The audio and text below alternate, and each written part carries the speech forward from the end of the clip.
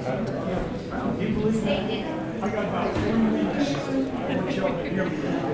go. You go. We're right behind you.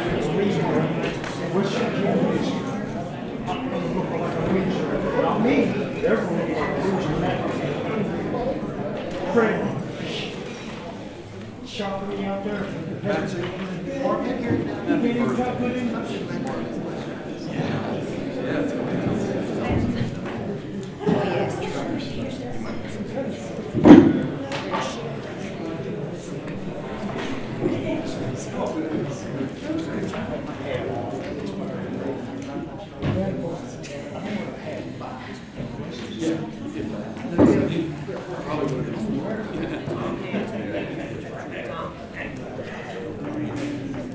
Hi, Tom.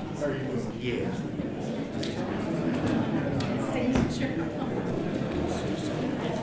Before we start our meeting this evening, just a little general housekeeping rules.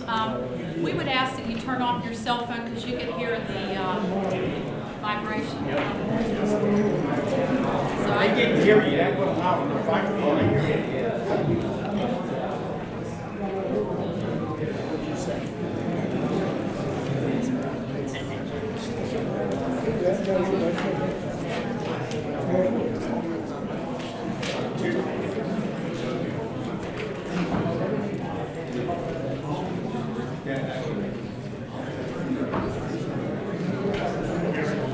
Did you see your sign? It's gone now. State. I was talking about it. Get out. For 450 feet, they couldn't do that there. 450 feet. I was so happy when I saw it the Oh, other day. I I was was too. looking I was for it. later. And I was coming in the night and bragging on you guys, and I stuck your way. Okay, thank you. I hope you are too. I've got an appointment to go visit our governor too. It's ridiculous. we'll go ahead and open the meeting for today, Thursday, May 1st.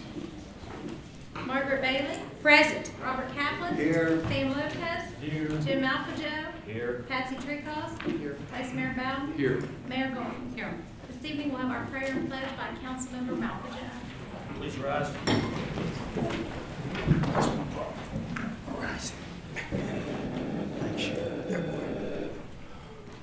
Heavenly Father, we come to you this evening asking for your guidance, wisdom, and support as we begin this meeting. Help us to engage in meaningful discussion, allow us to grow closer as a group, and nurture the bonds of the community.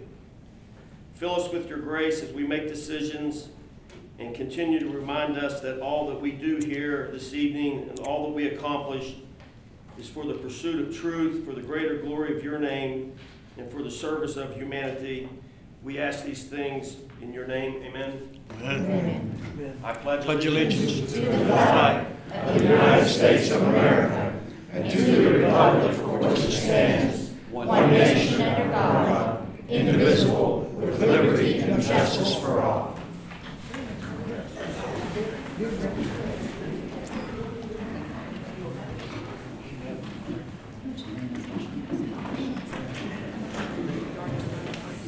This evening we have some special presentations.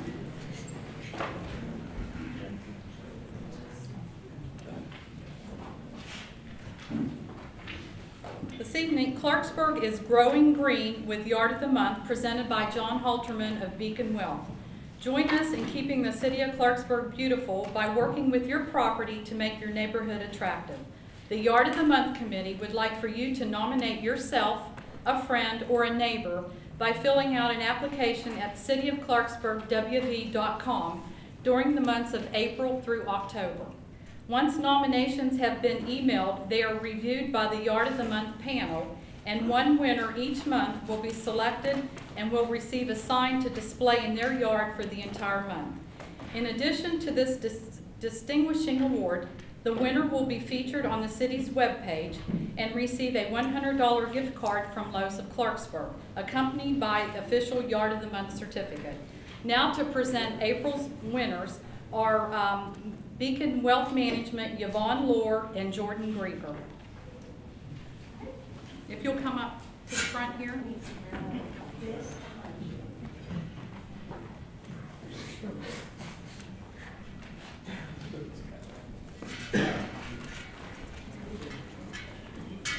Okay, we brought a picture of the yard that won this month.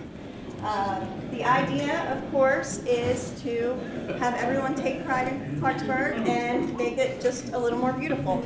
So, as you can see, this lovely yard is kept up and maintained by Carl and Mitty Neal. So I have their awards here for them. If you want to come up here.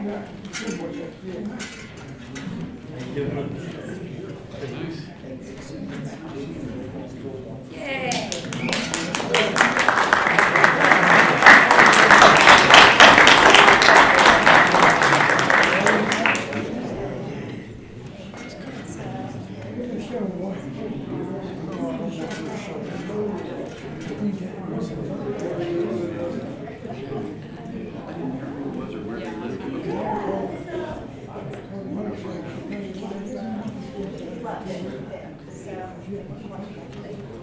Okay, again, we didn't get the address and where and what their name is, if you could just Absolutely. state that. It's Carl and Mitty Neal, and they live on Baker. And they always have a beautiful home. Year round. One of the Year reasons, round. I can tell you, one of the reasons that this yard won, because April is tough, it's really tough, is because there is obvious work they did for years that shows up. I mean, in June and July, things will probably be a little bit easier. You have lots of colors, but April, they obviously put a lot of work into this yard. So we think that this is the kind of thing we want to see in Clarksburg. You know?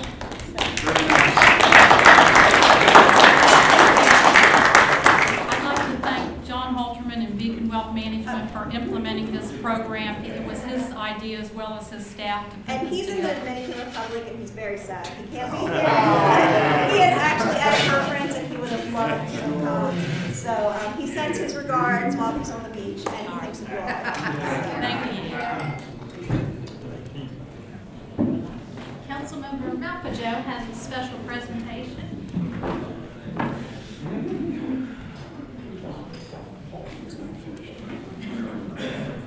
This evening, we are going to honor the Robert C. Byrd Flying Eagles basketball team, 2013-14.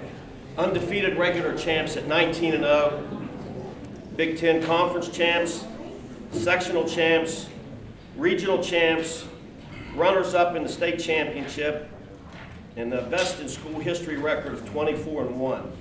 At this time, I'd like to call Bill Bennett to the front, please. And I'll read Bill's certificate of recognition, and then we'll hand one out to the rest. Bill, if you want to come over here, please. It says the City of Clarksburg Certificate of Recognition. This certificate is presented to Bill Bennett in honor and recognition of your exceptional coaching skills and dedication to the youth that earns you Big Ten Coach of the Year, Harrison County Coach of the Year, and the RCB High School Boys Basketball Team, the Big Ten Conference Championship, Sectional Regional Championships, and West Virginia SSAC 2014 AA Boys State Runner-Up title.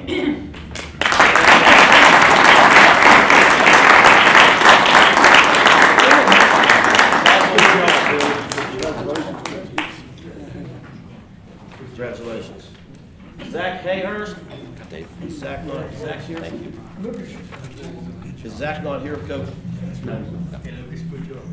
Alex Farrell, the team manager. Now the seniors, Ronnie Fox. Congratulations. Kevin Steele. Come on here for this one. Julian Malfajo. Justin Noble. Devontae Birch. Luke Dyer. Cameron Carvelli. Alex Banco. Baseball. Hunter Van Horn.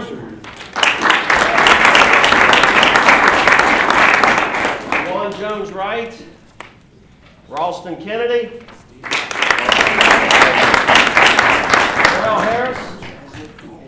Jacob George. Will North. John Turner. Dante Speed.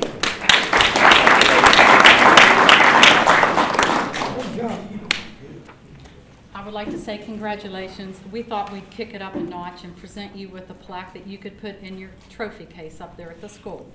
It's presented to the 2013-2014 Robert C. Byrd Boys Basketball Team, duly awarded in recognition of your outstanding performance that earned the Flying Eagles an undefeated regular season, Big Ten Conference Sectional and Regional Championships, and the West Virginia SSAC 2014 AA Boys Basketball State Runner-Up title, presented to you by the City of Clarksburg. Congratulations.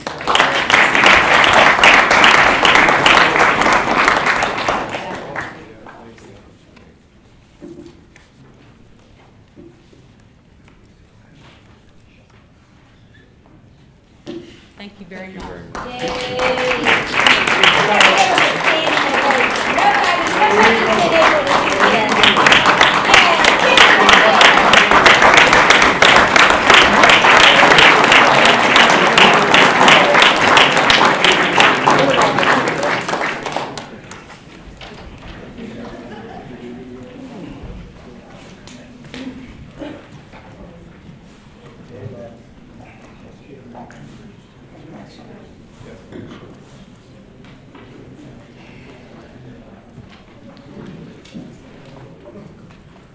And now Vice Mayor Bowden has a proclamation to read this evening.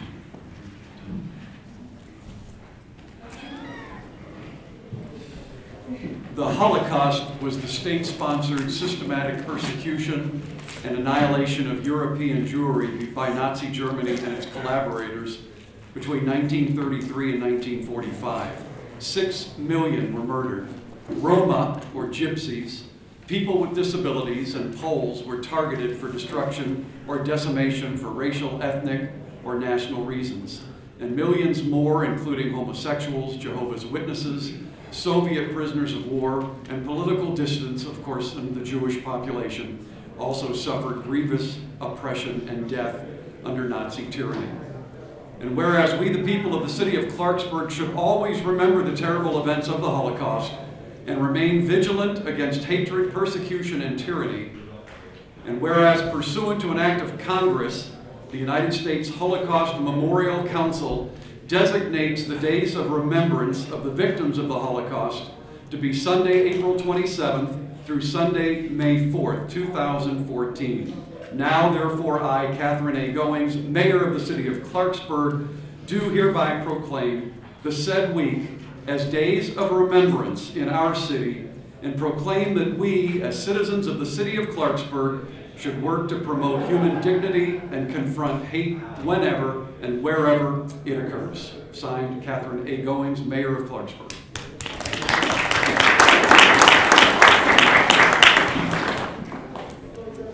Approval of the minutes of the special session of April 15, 2014. Madam Mayor, I move that this council give positive approval to the special session minutes of April 15, 2014. Second. All in favor signify by saying aye. Aye. Opposed? Motion carries. Approval of the minutes of the special session of April 17, 2014. Madam Mayor, I move that this council give positive approval to the minutes of the special session April 17, 2014. Second. All in favor signify by saying aye. Aye. Opposed? Motion carries. Approval of the minutes of the regular session of April 17, 2014. Madam Mayor, I move that this council give positive approval to the minutes of the regular session of April 17, 2014. I'll second that. All in favor signify by saying aye. Aye. Opposed? Motion carries. Petitions, communications, and public hearings. Rick, 518 Buchanan Avenue, wishes to address council. And again, I need to stress that we need to keep all of our I'm short and comments sweet. to 3 minutes. I wrote it I on know the you paper, are. short and I sweet. know you are. I can't get up, I ain't That was gonna be able to for everybody else. stand, I don't need a mic. No, you're Everybody good. hear me okay? Yeah. Good deal. Check, check. I've been, and I'm gonna admit this, like a man, Sheriff.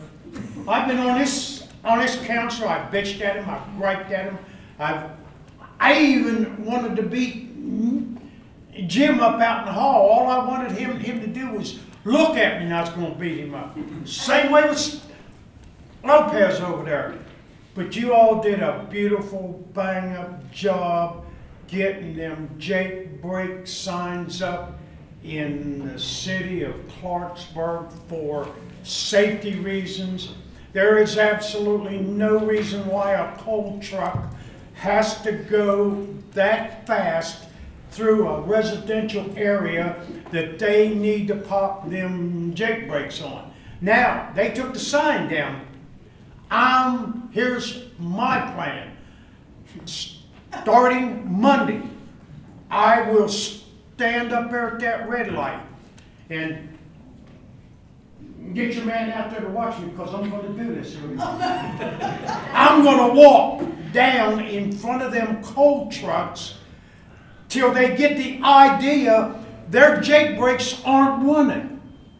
And then I'm going to put a campaign up to shut that strip job down where they're hauling at. You think I'm crazy? Well, then I am in that case.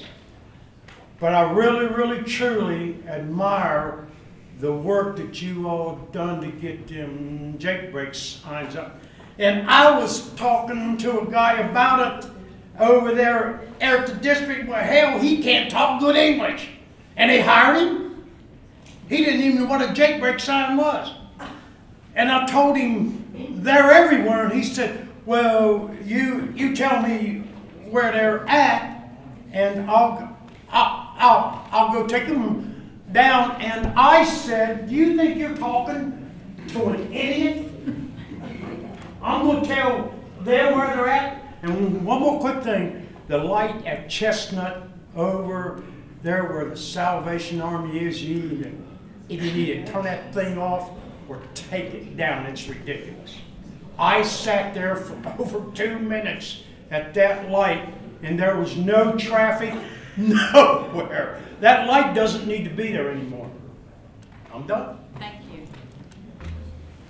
Charles Brignoli, 1514 West Virginia Avenue, wishes to address the council concerning abandoned property, 1512 West Virginia Avenue. That would be me. I was here probably a year or so ago. I had a petition. You want to come up, please? Thank you. Sure. Evidently you ain't flat as I am. Evidently not. Give us your name and address, please. Okay. My name is Charles Brignoli. I live at 1514 West Virginia Avenue in Northview. I was here approximately a year ago concerning the property 1512 West Virginia Avenue. It has been condemned. It's been posted. There was probably 12 people that circulated around the house that signed a petition. We want that property down. It's been a year. It's a safety hazard. There's rats, there's cats, and possibly even a snake or two. And I'm really close to that property. And my wife had some serious some breathing problems last summer, and she was on a medication for 3 or 4 months. The weather is turning now, and some of my neighbors have asked me about what we have accomplished. I basically talked to Adam Barbario the other day, and he said there was not any money allotted, but I'm thinking it might be a rainy day fund or something, you know, somewhere, slosh money that we could pick up and maybe get that property. I know there's others around town that needs torn down too, but I'm concerned about that particular piece of property beside of me, and I'd like to see some results. Thank you. Thank you.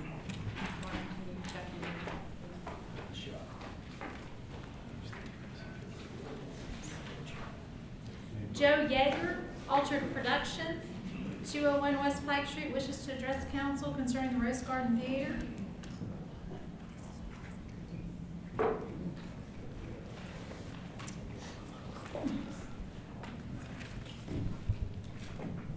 Evening, ladies and gentlemen of the council. Good to see you all this evening. Glad I could make it in. I've had a great conversation with several of you council members about the acquisition of the Rose Garden. From my end of it, I am ecstatic. This has been a long time coming, and I know that what I'm saying comes from a lot of members of the community as well. My name is Joe Yeager. My wife and I, Maureen, co-founded Alder Productions, which is in the Gore Hotel here in Clarksburg.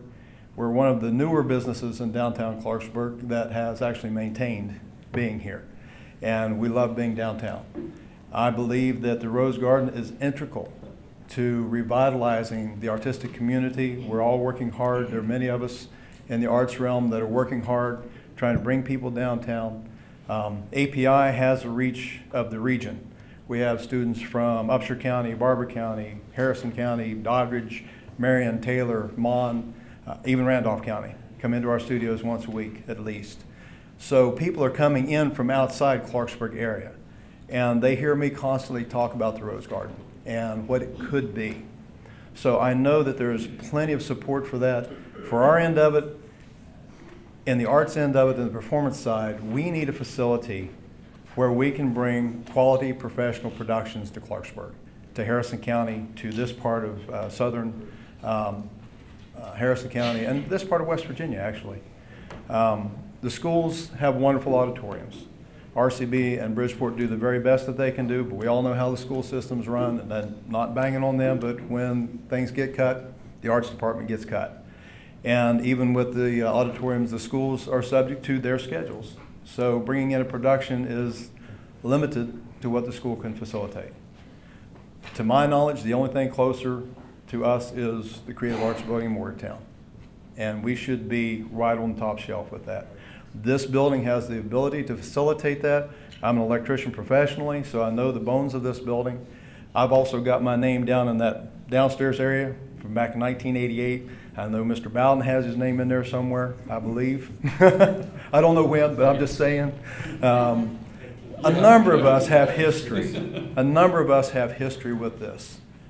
And I believe that Harrison County as a community, not just Clarksburg, but as Harrison County as a community, would love to see this facility restored and upgraded and updated to where we can bring productions in.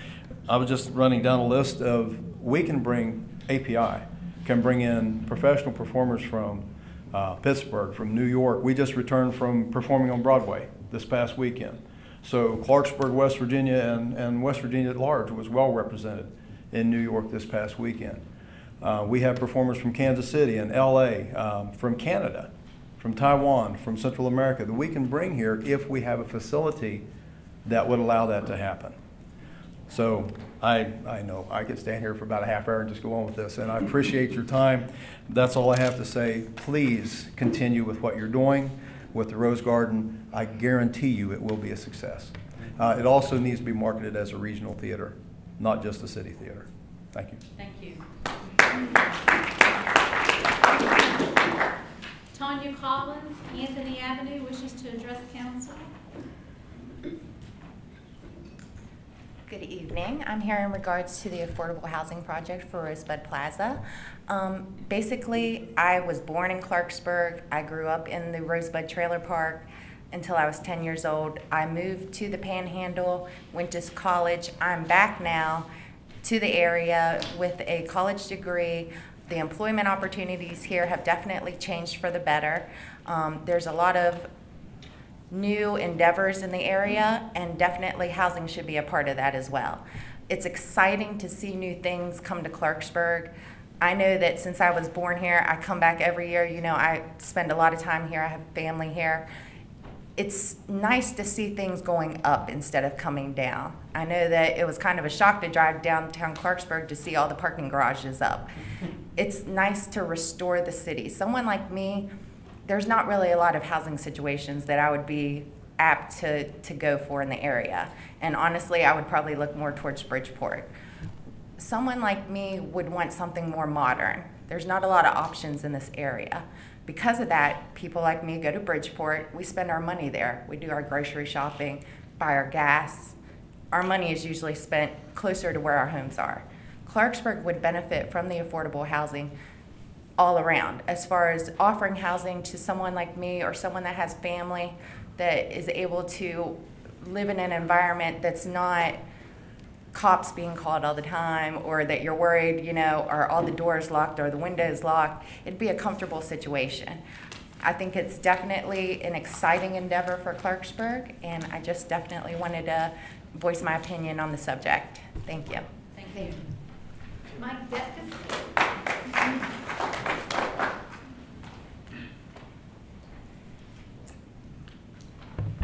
Hi, I'm Mike Dectus with Miller Valentine Group. I think everyone on council has heard and understands the proposal in front of you tonight, and I'd like to thank you for considering it and having me here. And I don't plan in 3 minutes to try to go through it all again, but I just want to kind of say thank you for having me here, and I'm here to answer any questions as discussions may come up, or if there's any points of clarification I can make. Thank you. Thank you.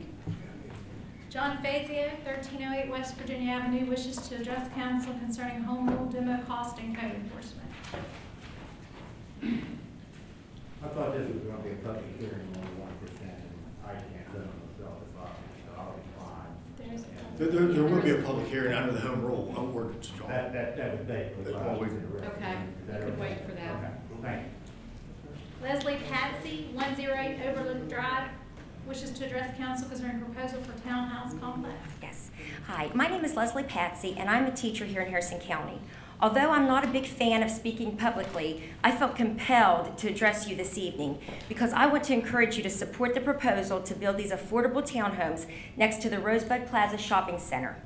There are numerous reasons why I feel that this is a wonderful venture for our community. However, I am here to speak from my own personal experience. When I moved back to Clarksburg in 2000, my husband was in school full-time and we had 2 young daughters.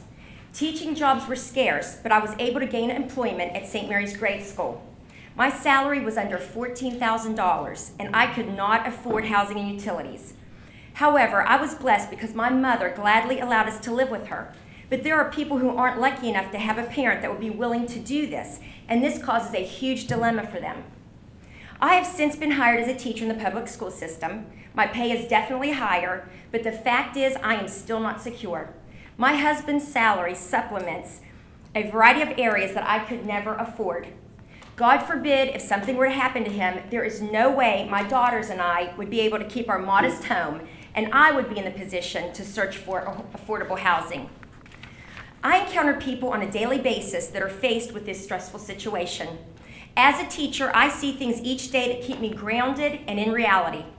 Many of my little students have hardworking, moral parents. Many are single mothers who can't afford to rent, let alone purchase a home to provide stability and security for their kids. Those who do rent cannot then afford to purchase shoes for their children, a snack for them to eat during the school day, a Halloween costume, or even Valentine's to pass out to their friends. It is disheartening to witness, and I, along with others in my school, supplement as much as we can. A lot of my students' living conditions are just not acceptable. Several of these children don't even have a bedroom, and they sleep on the couch in the living room. Since they don't have their own space, they are constantly losing their school supplies, agenda books, and homework assignments. One of my students this year is living at the Terrace Motel with her parents that both work and 3 younger siblings. That is 6 people in 1 cramped room with only 2 double beds. She's a bright little girl, but her grades are suffering terribly because she has no quiet spot to study or read. As you can see, these people need a better place to live and raise their children so that they can reach their fullest potential and become productive contributors in our wonderful city of Clarksburg. These are true stories, not just scenarios, and I could go on with 100 more just like this. It may be surprising, but there are many good people in our town that are in poor living conditions, even though they have jobs and want what is best for their children. These citizens deserve a safe place to live and a chance to purchase and make a home that they can be proud of. So I say, we have been given an opportunity to help other people in our community to better themselves. We certainly need to embrace it. And I truly believe we will be doing just that by building this townhome complex. Thank you. Thank you. Rose Policano, 220 Anthony Avenue, wishes to address council concerning the housing proposal. Hi, my name is Roseanne Policano, and I was born and raised in Clarksburg. Most of the things that I wanted to say tonight were already said today when I opened up the newspaper and read the editorial. I won't read all through it. I implore everybody here to take a look at it if you haven't already read it. But there is just one thing that really caught my eye, and it says, when you consider the need for affordable, attractive housing, as well as the potential for income for the city in terms of construction, B&O tax, property tax, and so on.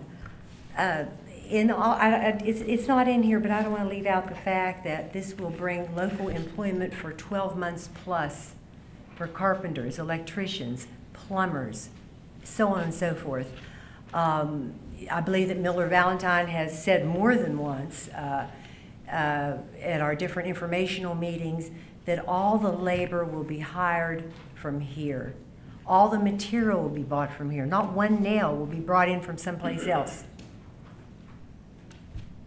We need this. I also, before I sit down, I want to present council with a petition that we've gotten together with 350 plus names that agree with affordable housing. Thank you. Thank you very much. You're welcome.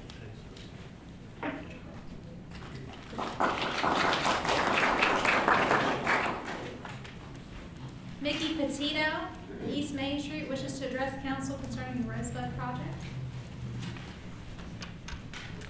I'm Mickey Petito. I live here in Clarksburg, and I've been an appraiser for over 40 years. My initial thought, I've appraised the Rosebud Plaza, the car washes, I've appraised most of the properties out in that area. My initial thought is one of support for the Policano family based on their constant commitment and positive impact to the city of Clarksburg over the years. They've made an investment in our community, they have maintained their properties and paid the taxes. I prepared a feasibility for Dominic Policano many years ago, and the feasibility on that piece of property was highest and best use as a multifamily unit.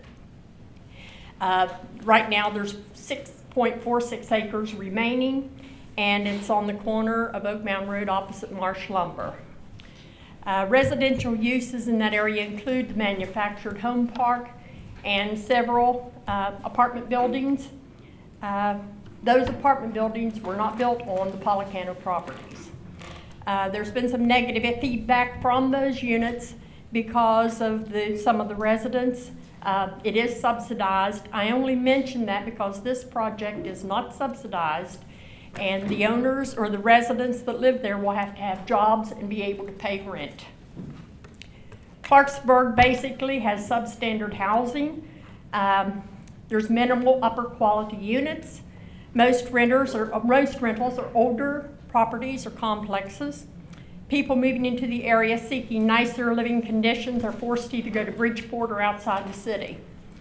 Clarksburg desperately needs this housing for young couples who are just starting out in life, as well as elderly citizens who can no longer afford the bigger homes.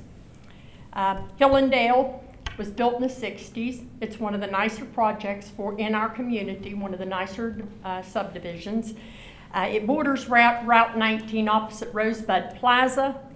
It was built as a contained neighborhood, and by that I mean that you don't go through the neighborhood to get anywhere. All the streets are basically to the residents' homes. The properties along the commercial traffic moves east into the plaza, east into the businesses along Route 19. Hillendale is to the west. So I don't really see a great deal of impact on the values of Hillendale based on this. In fact, based on an analysis, there's 76 lots in that development, only a few lots left, and the home values are competitive, and it's most competitive to Windsor Hills. I've not been able to measure any negative impact on Hillendale's marketability or the market values thereof due to the proximity to US Route 19, Rosebud Plaza, or any residential properties east to them. The only other ending comment, is it time? Oh, okay. The Policanos have owned property. They've had the opportunity to sell the property before to lower quality developers, but they wanted to wait for something that would have a positive impact. Policanos are good neighbors. They call the city of Clarksburg home. I recommend your support for this project. Thank you. City manager's report and update. The paving schedule, this is the final year of the 17-year paving plan. There are streets and alleys that have been passed over throughout the years for various reasons. We will be putting together a plan for the other streets in the very near future. The following is the bid schedule for this year. We're advertising starting yesterday, April 30th, and also Wednesday, May 7th. There will be a non-mandatory pre-bid meeting for the contractors wishing to bid on Wednesday, May 21st at 10 a.m. at MSES Engineering Consulting. The bid opening will be Wednesday, May 28th at 2 p.m. here at City Hall, and the council will have their bids for their consideration to award Thursday, June 5th here at the council meeting. The sidewalk program, the applications became available starting today at 8 a.m. Again, on a first-come, first-served basis.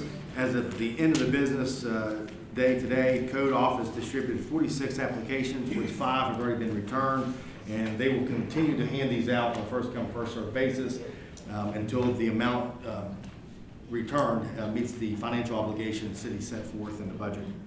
First Energy, Mon Power has notified the city of Clarksburg that they have filed with the PSC a request for an increase for base rates of 9.3%. The increase is to ensure continued safe and reliable electric generation, in addition to new jobs and additional tree trimming in which the Public Service Commission has required them to take moving forward, which would hopefully reduce the number of outages and the length of service interruptions that we've experienced over the last several years.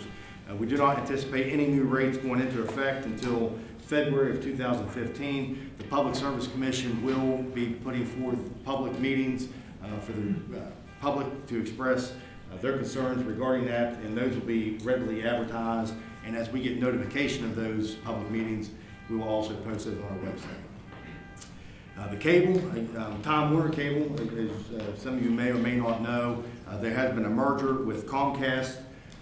That is still pending the FCC agreement to that. Our service here in West Virginia will, once that goes, the sale goes through, it will then be turned over simultaneously to Charter Cable Service. Therefore, the FCC has an issue with Comcast becoming a superpower within the cable industry. So our state, along with Pennsylvania, Ohio, Wisconsin, will be turned over to Charter Cable Services, and we'll keep you abreast as that transaction moves forward. Under economic development, the Rose Garden Theater, the request for proposals, the deadline was yesterday. We have received 12 proposals from architectural engineering firms interested in designing recommendations for the rehabilitation process moving forward. We will begin interviewing the selected firms here in the very near future with the intent to have a recommendation made to council to authorize myself to negotiate a contract with the recommended firm. Chestnut Street, we have received the executed agreement back from the Division of Highways, in which council authorized the mayor and myself to sign. So we have received that executed agreement back. Highland Hospital, the dedication ceremony will be held at the hospital Saturday, May 17th at 5 p.m. Again, all the public is welcome to attend that dedication ceremony at the facility. And then immediately following that, they will be hosting a gala at the Village Square Conference Center. And then just under the events, there is a 3rd annual 5K run for Open Hearts. It'll be Saturday, May 10th, and the run begins at 8:30 a.m. That completes the game. Thank you. Madam Mayor, I wanted to ask the city manager a question. On the Rose Garden Theater, we had asked you about having a possible look there, and I've also received, it was an interesting thing, and I don't know that we could do it, but I wanted to just make it known what the public is saying on some of this, is that if there were an opportunity, if there were a closed area, that some of the public might be able to look in there just to see what happened, see what it looks like and before all of the changes start coming about. So it's a thought. I don't know if under insurance things if that would be a trouble, a problem, but know that there is a lot of interest within the community to see this facility. It means a lot to a lot of people, and we all want to see it before too long. Absolutely. We will make a date to offer that for the council to go in. As of right now, even the council did authorize the purchase of the theater, we technically do not own the theater until we close on the property and receive the title deed to that. So, and then we also are in the process of notifying the insurance liability company to also put that onto our rider as soon as we receive the deed. So Thank we'll you. be after that. Thank you. Unfinished business. Consideration of second and final reading and public hearing of an ordinance of the City of Clarksburg enacting Article 112 of Part 1 of the codified ordinances of the City of Clarksburg adopting the municipal home rule pilot program. Notices regarding the public hearing appeared in the Exponent Telegram on April 22nd and April 29th.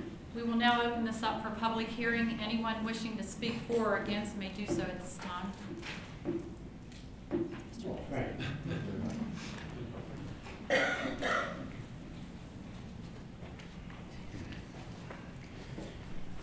Last time I came to council, I'm going to do the 1% first. I was under the impression from the presentation that Mr. Schaefer made that the 1%, and he felt that you really needed to do this because of the unfunded liability. And I wasn't aware of all that, and I'm not your numbers guy. That's why I have an accountant. But the last time that you did the unfunded liability, the money didn't go to the unfunded liability. And if everything is good as you say it is, and we're putting in the legal amount, I believe as Mr. Bowden told me we're putting in the legal amount, and I haven't had a chance to confer with Frank yet. If you're going to put $1 million or so in that fund, and it's already okay, what are we doing? Just beefing it up or what? And I know you don't have to answer, but I'm confused there. And my concern is that you have three things to use the 1% for. One is for the unfunded liabilities, which I certainly support our policemen and firemen to have that available to them. The 2 and 3 provide needed infrastructure, and 4, which is real vague to me, provide funds to assist with economic projects and programs while allowing the opportunity for tax incentives to business, which will help grow the city tax base and create jobs. My concern is if that unfunded liability is that important that we need to put $1 million in there, I would like to have some guarantee that money goes there and not to 2 and 3 when you decide that, we don't have to do it this year, so we have extra money for something else. Now, if I'm wrong on any of this, I'm certainly open to someone calling me and letting me know whether I am wrong. One of the things that I would like you to consider when you think about the 1%, and we've had some talk about housing here tonight, at minimum wage, you gross about $12.56 per month. Roughly after taxes, it's about $880 a month. It takes 80 hours at minimum wage to afford housing in Clarksburg, West Virginia. That comes to about $580 a month. You subtract $580 a month from $880, you have about $300 and some left for utilities, food, etc. A pretty hard way to go. So anyway, I'd like you to consider that. I'd also like you to consider that the poverty rate is at least 20% in Harrison County. Children living in single-parent households in West Virginia rank 47th in the nation. We have a church program down on Sycamore and Locust. Tomorrow we will be feeding 60 children on Sycamore and Mulberry. Most of them are Locust and Mulberry, where most of them come from. 60 children who might not otherwise get a meal on the weekend if we were not intervening. Also, I would like you to consider in the percentage of children where no parent has a full-time year-round job, West Virginia ranks 44th. So I think the 1% will have no effect on me. I think it will have a lot of effect on a lot of other people. So I'd like you to take some of that into consideration. Some of my statistics, and I compared them with Mickey's, so they're relatively close. Income in Harrison County, less than $15,000, 13% of your population makes less than that. Income $15,000 to $24,000, 18% of your population earns that. Income $25,000 to $34,000, 13.84%. Income above $35,000 to $49,000, 17.13%. $50,000 and above, only about 14%. Those numbers always strike me when I read them. And the median income, per capita income in our zip code is only $17,581 a month. I can recall the time when Chief Code Enforcement Officer called me and said, "John, can you find me a place for a guy that makes $1,000 a month?" I'm sorry, I just can't do that. I just don't know where you go to do that. So I do have concerns about housing, and hopefully that you'll look at that in terms of how that might affect some of the people in our particular community. We talked about the B&O versus the 1% sales tax, and I do agree that there is some inequities in the current B&O system.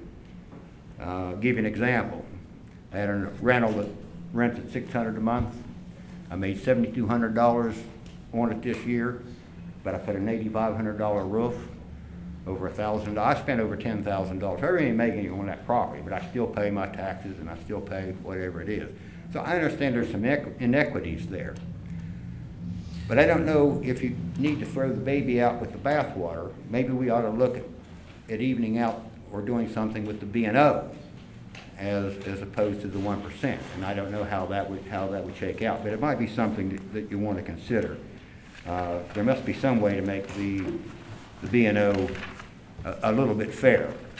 It's just a thought, and I think that's pretty much. I would like to say, just to add, that I think sometimes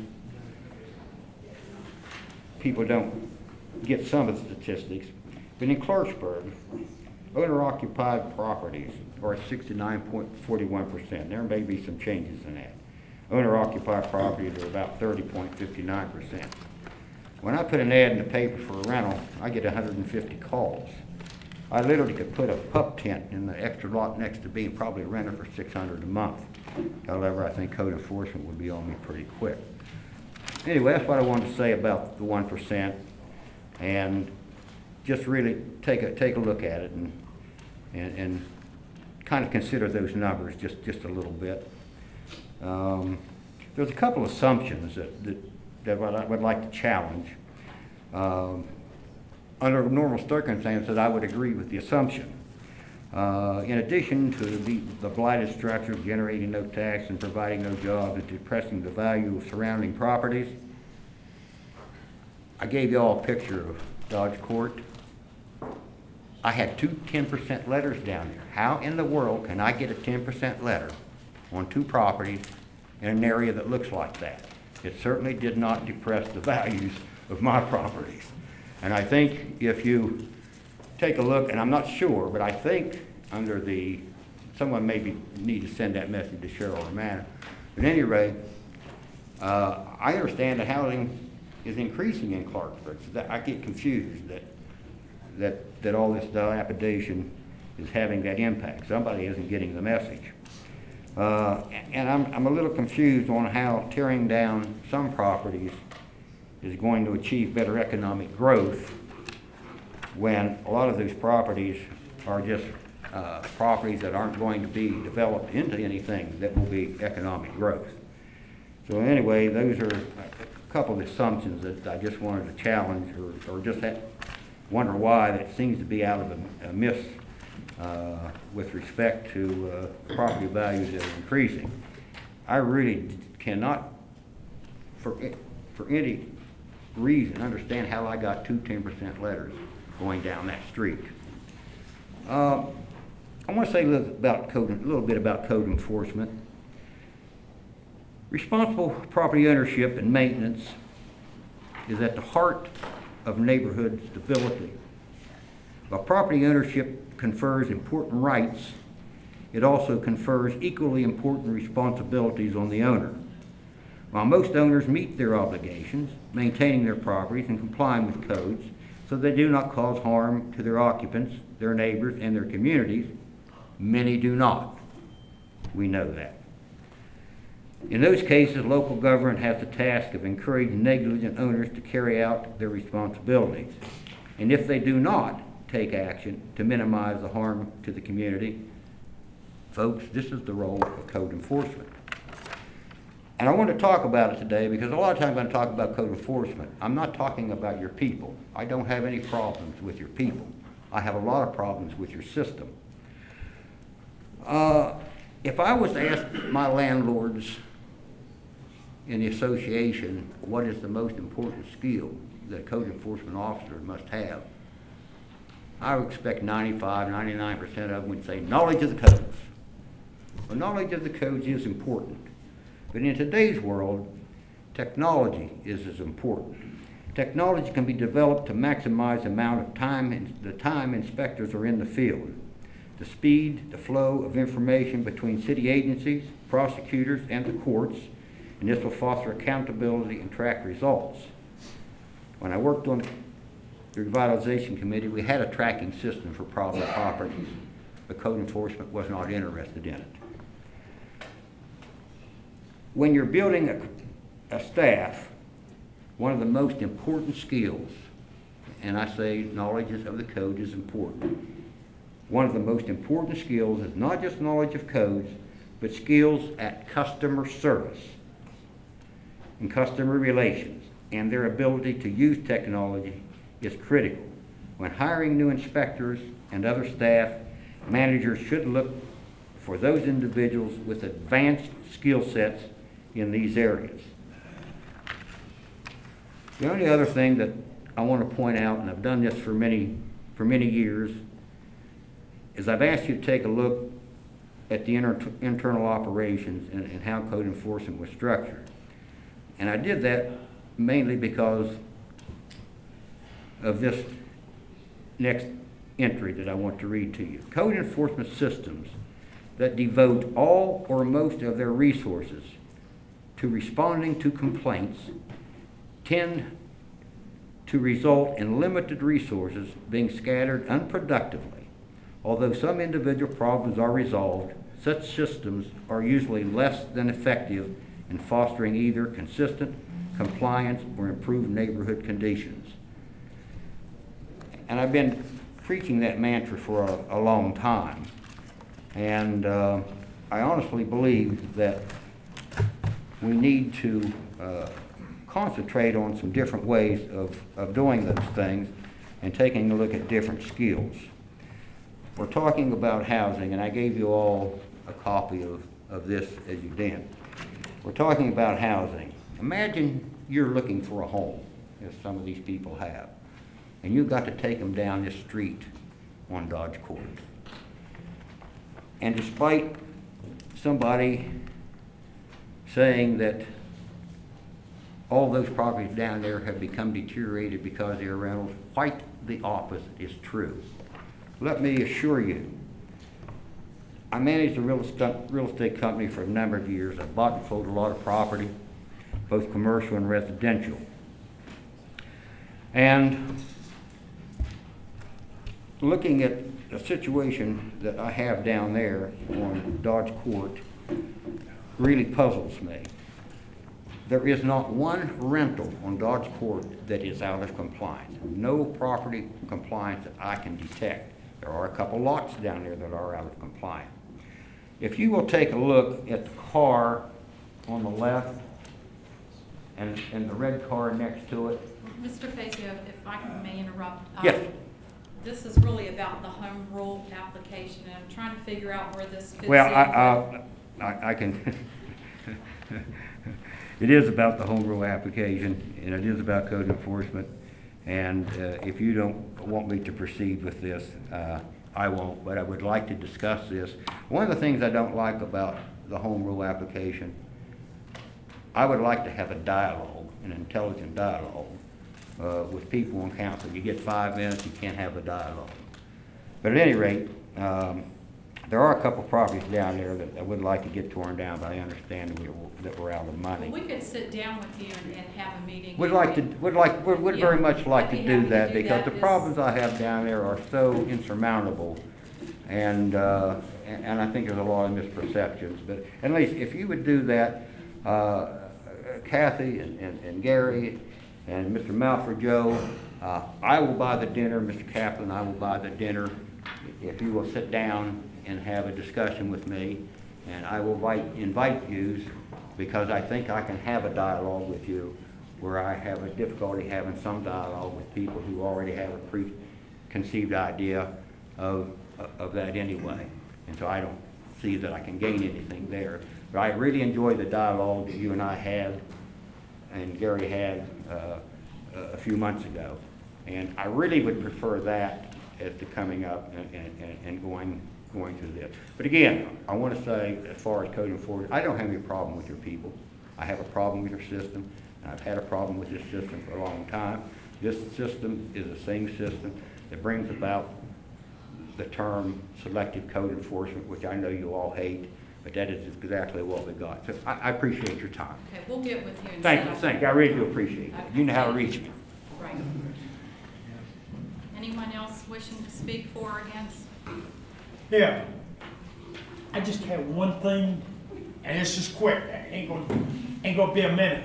Right across the street from where I live, next to Gene Papa, there was a beautiful little house there. And I mean, it was immaculate.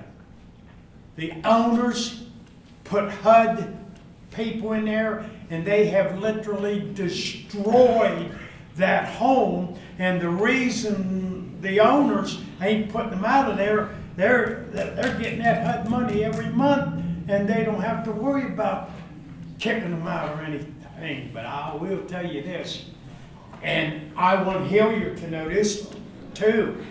If I ever smell an odor like I know what meth smells after coming out of that house again, I'm going over there with a sledgehammer and I'll put them out, you see.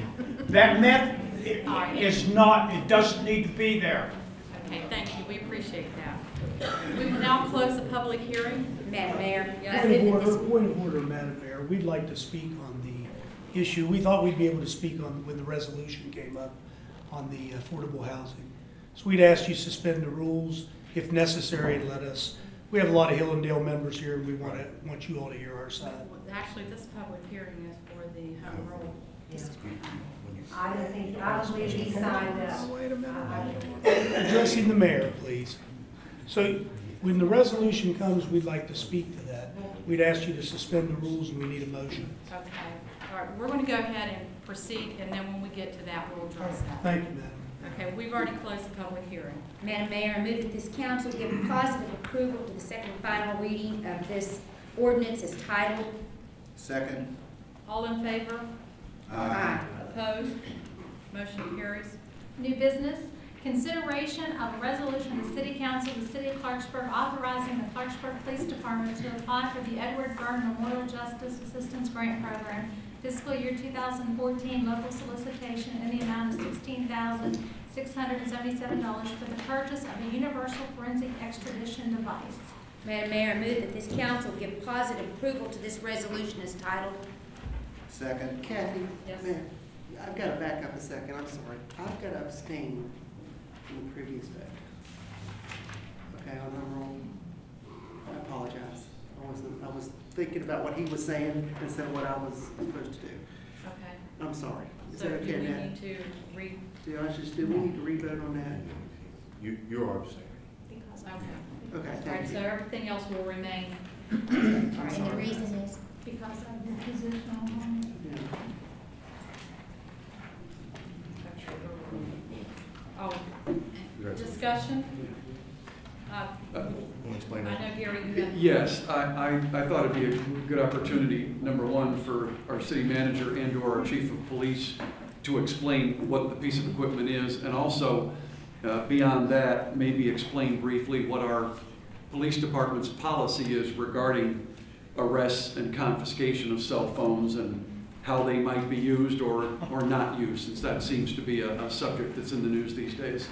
This device that we're applying for is an extradition device, and that's an electronic device, so when the officers encounter an arrest, they can then receive a search warrant to actually get the information off of a digital device, be a cell phone, iPad, or whatever. That brings the information off of it so they can go through it. But our policy does not permit, or the law in the state of West Virginia does not permit us to do so without a search warrant. So our policy is they do go get a search warrant in order to do so for those. But so with this program, we are beginning computer software, hardware. We'll have crime laboratory, criminal intelligence information that will be coming off the devices, and all this will help us with the prosecution of particular crimes and maybe hopefully lead to other issues through the search warrant activity with that electronic device. Any further discussion? All in favor? Aye. Opposed? Motion carries. Consideration of a resolution of the Council of the City of Clarksburg requesting approval of the West Virginia Development Office for a change of scope for a 2013 Community Participation Grant in the amount of $3,000 awarded for continuation of the Neighborhood Sidewalk Program. Madam Mayor, I move that this council give positive approval to this resolution as titled. Second. Discussion. Real quick, Martin, we have 4 resolutions coming up. If you want to go ahead and kind of briefly update us on that, and that way we could go through each one. This resolution is a community partnership grant for 2013 for $3,000. The next one you're going to hear that we'll be considering is a community partnership grant from 2014 for $10,000, both for the community sidewalk program. What we are in essence doing is requesting that these funds be diverted into actual infrastructure that we are doing from the city of Clarksburg. We're putting out to bid multiple sidewalks, and we're going to utilize these fundings to go towards those infrastructure improvements. On D and E will be similar resolutions requesting a change of scope from a 2013 resolution in the amount of $9,400, and then the next one will be a 2014 resolution in the amount of $5,000 for facade grants. Again, we're asking that these change of scopes be authorized, so therefore we can divert those funds and utilize them towards the Traders Alley's painting of the rear of the buildings and also the mural projects. Thank you. Any further discussion? All in favor signify by saying aye. Aye. Opposed? Motion carries. Consideration of a resolution of the Council of the City of Clarksburg requesting approval of the West Virginia Development Office for a change of scope for a 2014 Community Participation Grant in the amount of $10,000 awarded for continuation of the Neighborhood Sidewalk Program. Madam Mayor, I move that this council give positive approval to this resolution as titled. Second. All in favor signify by saying aye. Aye. Opposed? Motion carries. Consideration of a resolution of the Council of the City of Clarksburg requesting approval of the West Virginia Development Office for a change of scope for a 2013 Community Participation Grant in the amount of $9,400 awarded for continuation of the city's facade improvement program. Madam Mayor, I move that this council give positive approval to this resolution as titled. Second. All in favor signify by saying aye. Aye. Opposed? Motion carries. Consideration of a resolution of the Council of the City of Clarksburg requesting approval of the West Virginia Development Office for a change of scope for a 2014 Community Participation Grant in the amount of $5,000 awarded for continuation of the city's facade improvement program.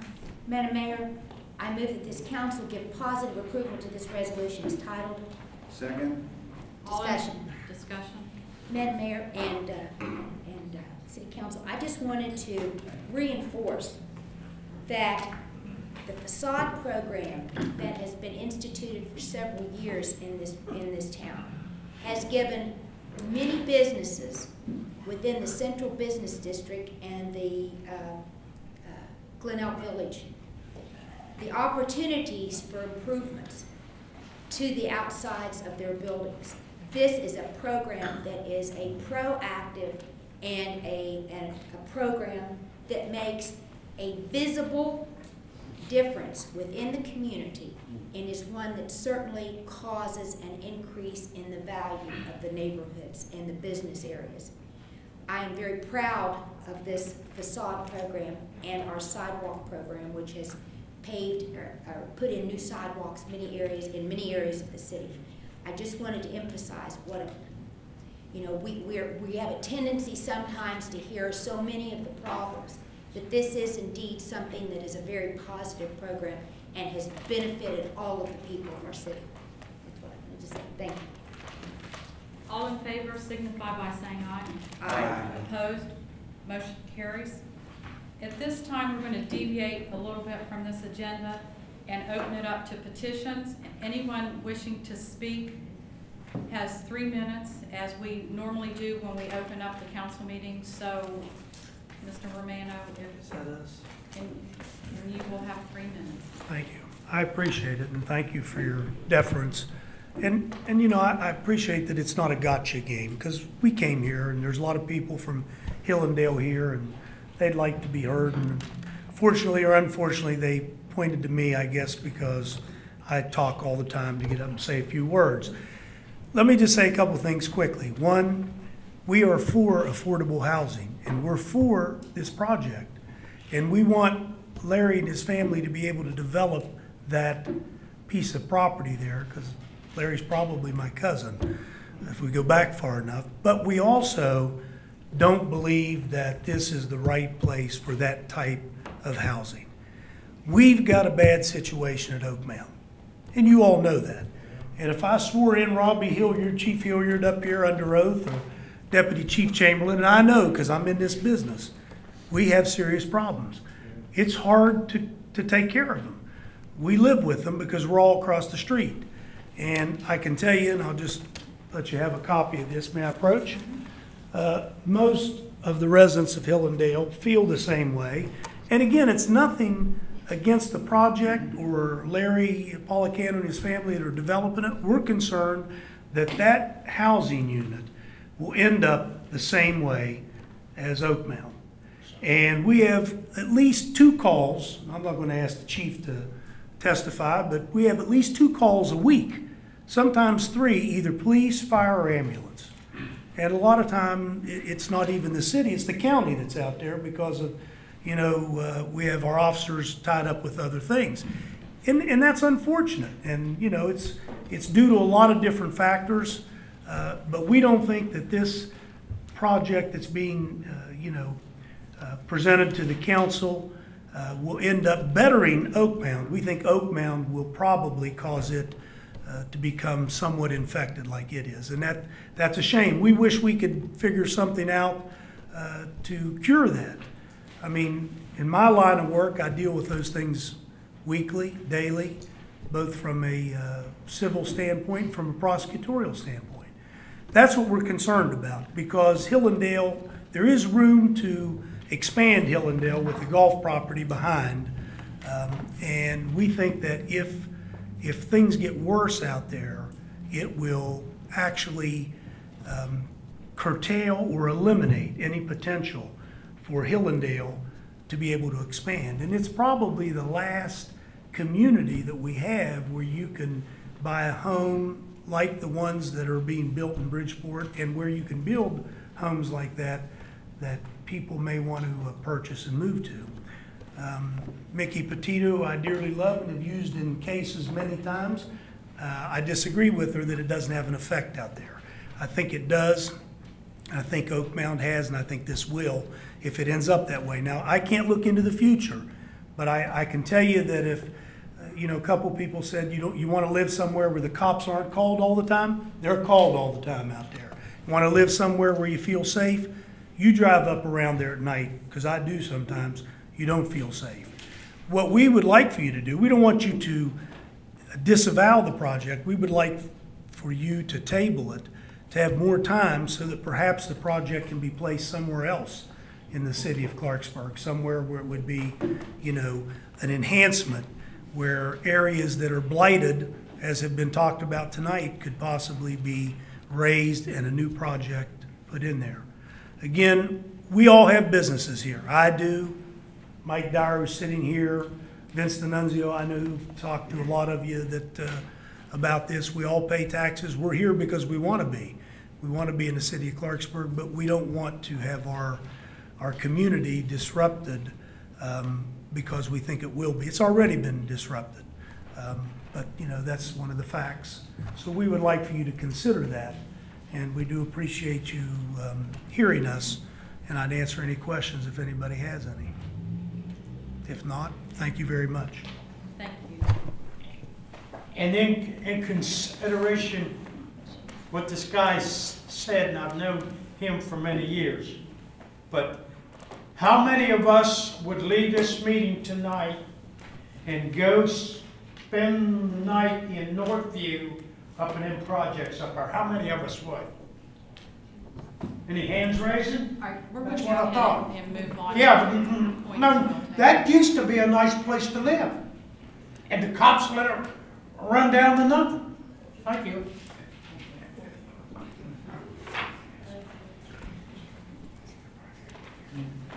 Under discussion? Okay. Anybody else wishing to speak? Mr. Fazio? You broke my train of thought, and I won't belabor this.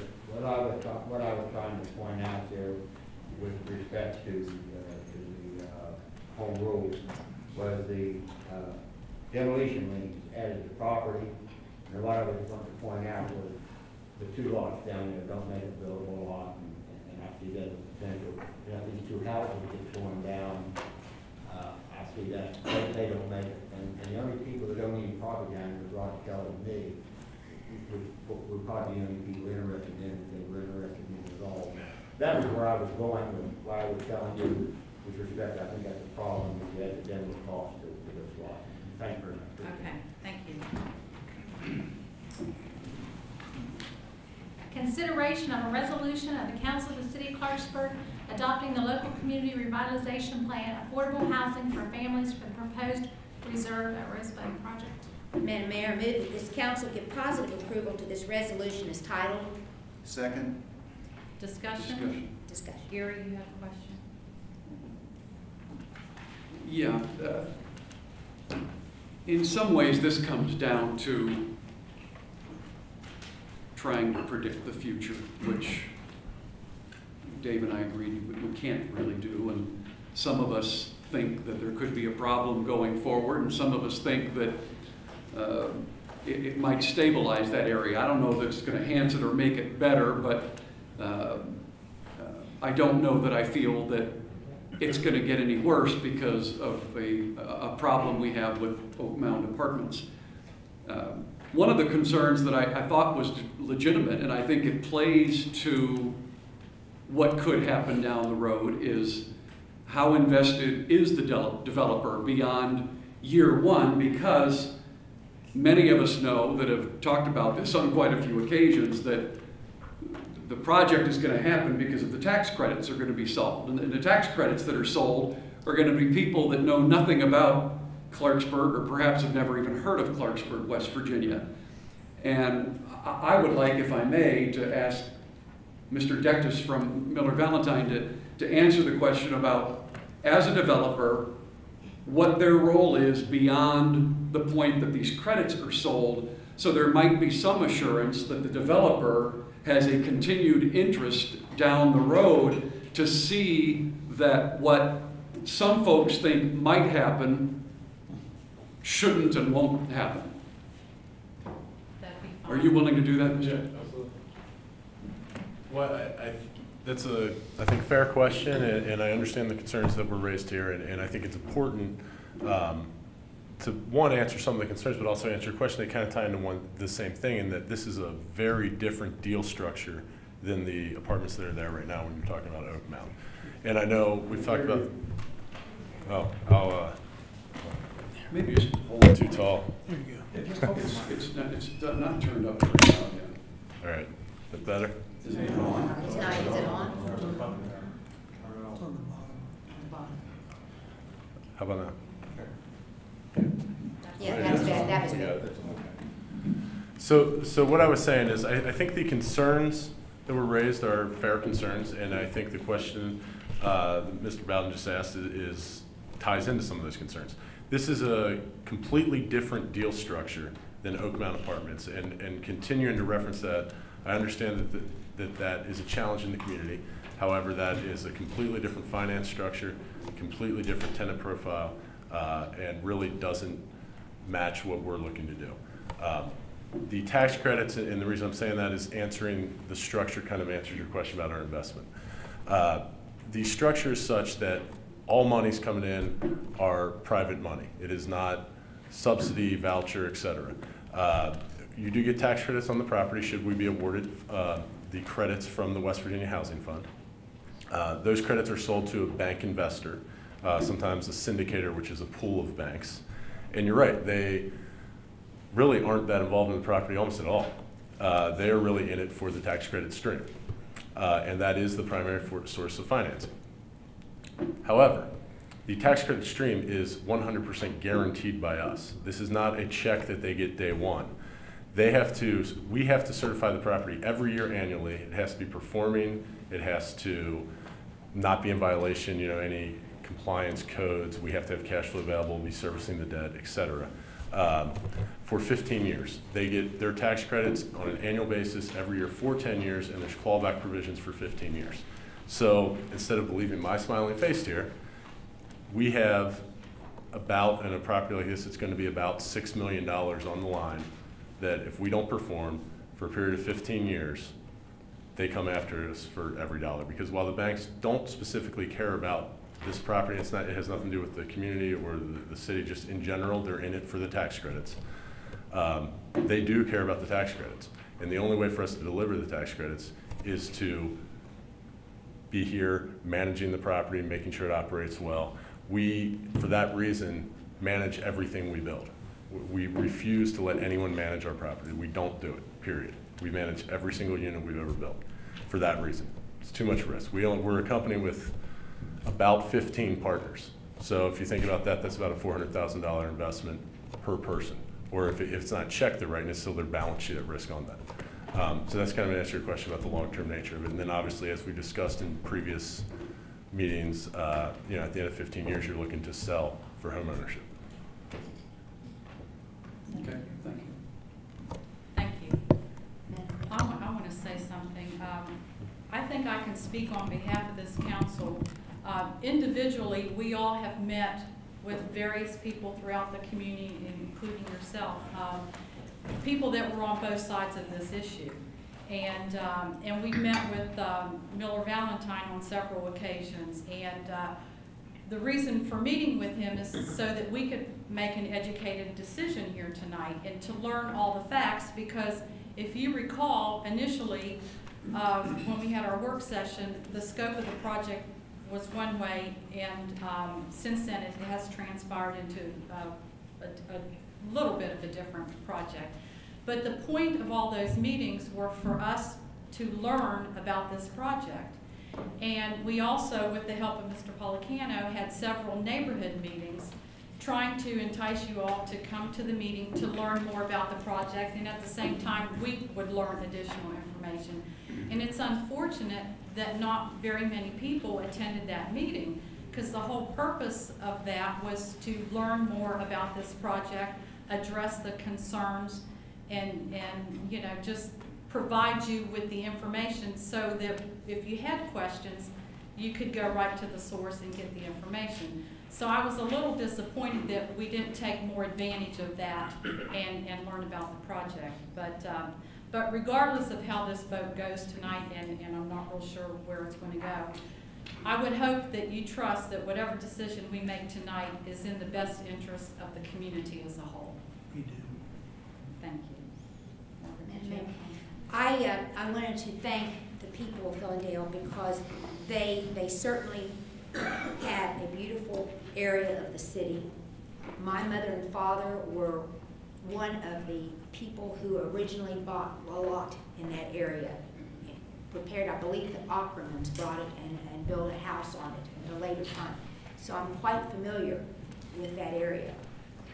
If I in any way felt that the Hillendale area was going to be otherwise damaged, I could not support this. I would not support this. But I do not feel that way. I feel that it is going to be a nice addition to that end of town. You're talking to somebody who built a new house on Milford Street. I took a gamble. I invested my money and put it in an area that is not, there's a lot of beautiful houses, but I believe that it's in the best interest of me and the city. I must not, I didn't feel that I must not be afraid. Change is something that we can all be afraid of, and I recognize that. And there are other entities that are on Route 19 South that we can look at and say, ugh, you know, they might be something that gives us some sort of feeling of discomfort. I do not feel that this project will be anything but a positive addition, simply because I believe in what this company has said. Plus my brother, who lives in Cincinnati, I called and I spoke with him, and I asked him to please do some investigation on this company. And the report that I got back from my brother was, it's a first-class company, and they will keep their word. And that's what his investigation told me. So I have to believe that. And I have to believe that in the end, we're all going to be in a better and a more positive setting in that end of Clarksburg and that part of Harrison County. Any further comments? All in favor signify by saying aye. Aye. Opposed? Motion carries. Council comments? Do you have any comments? No, I do not. Margaret? I wanted to just thank everybody for coming. This is a meeting you can see your government at work, whether you agree or disagree. This is government at work, local government at work. I wanted to remind everybody again that the gala celebration, grand opening, ribbon cutting for Highland Hospital will be coming on May 17th. I hope everybody will have a positive part of that. Thank you all. Yeah, I'd like to thank Public Works for pothole repair and street cleaning. I think they're doing an excellent job. And also, West Virginia Tonight Live with April Call and WBOY TV have done an exemplary job on the city's purchase of the Rose Garden Theater. So we're getting the coverage from Charleston to Morgan down and above, and I just think this is a positive move for the city. Only thank you for all the hard work on Traders Alley with the facade program. Before it rolls out, Martin, and we do that, let council see what we're talking about before we decide to spend that money on the facade. And the other thing, you know, I can't quit bringing it up, and we've even had a private conversation about it. Tuna Street, am I right? Over in Broadway. Have you made any move towards the removal of that house? Not until we can resolve the issue with some outside entities. Well, just so everybody knows, it's a house on Tuna Street. There's raw sewage. There's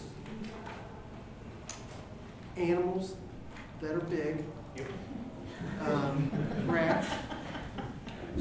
And so now I want everybody to understand why I'll say this. Under the demolition program that we have we violated any federal laws? No. Have we violated state laws? City.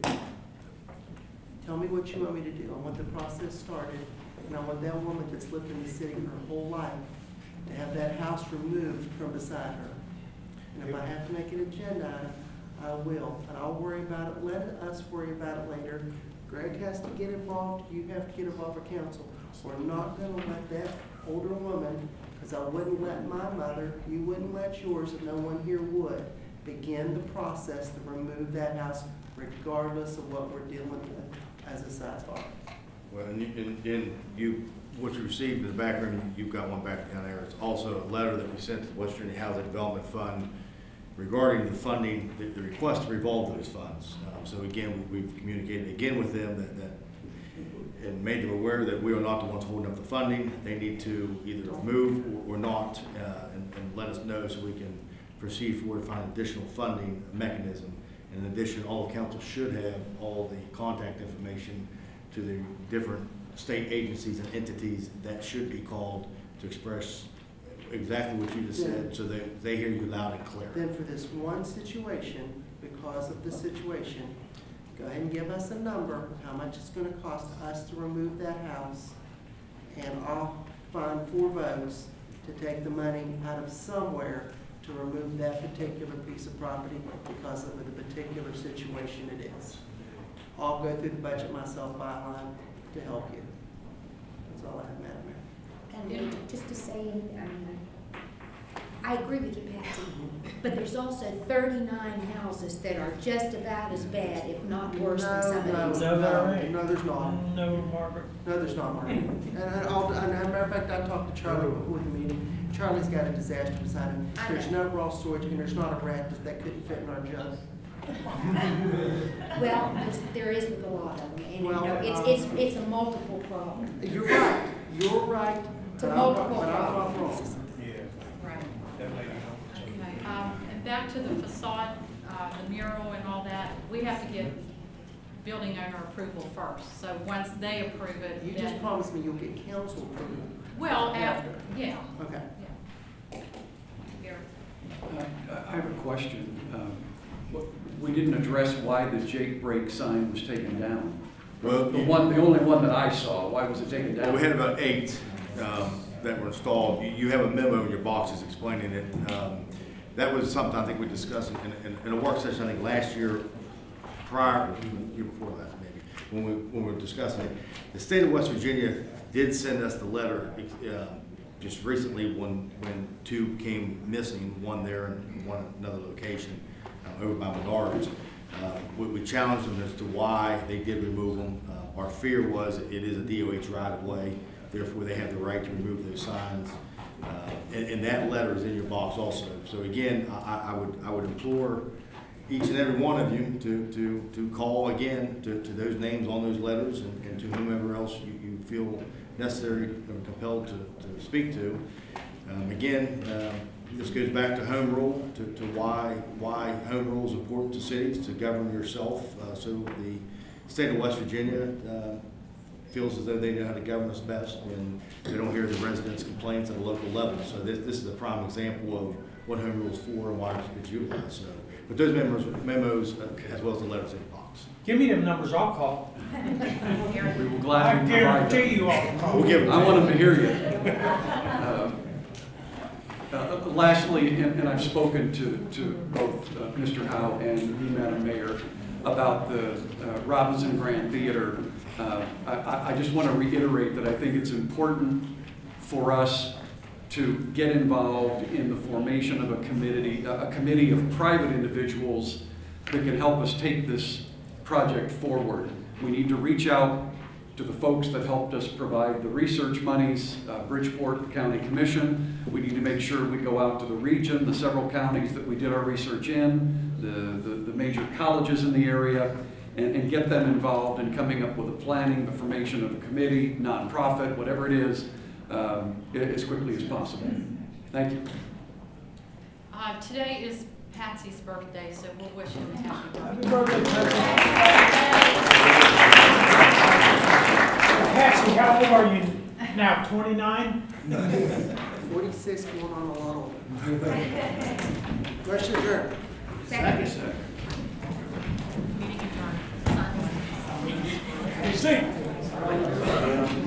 Seat. Mark. Here. Let's see where's he. Seat. spoke well. Here, see. I meant it from the heart, so thank you. What? It's gonna be a great thing.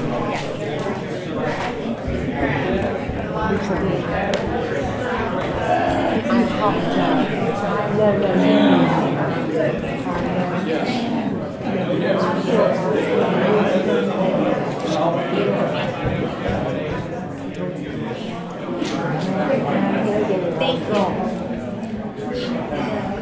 That was wrong. Hi, how are you?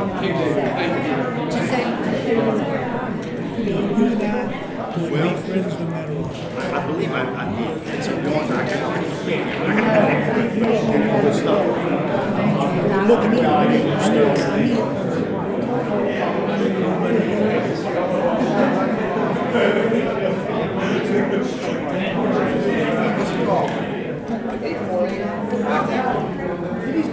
Kristen Keeley, she's the best, what do you call them, broadcasters, anchors, ever was on this. She would appreciate that. Keep up.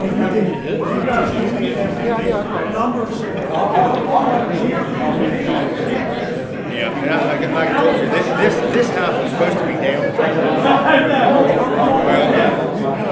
yeah, I can't take it.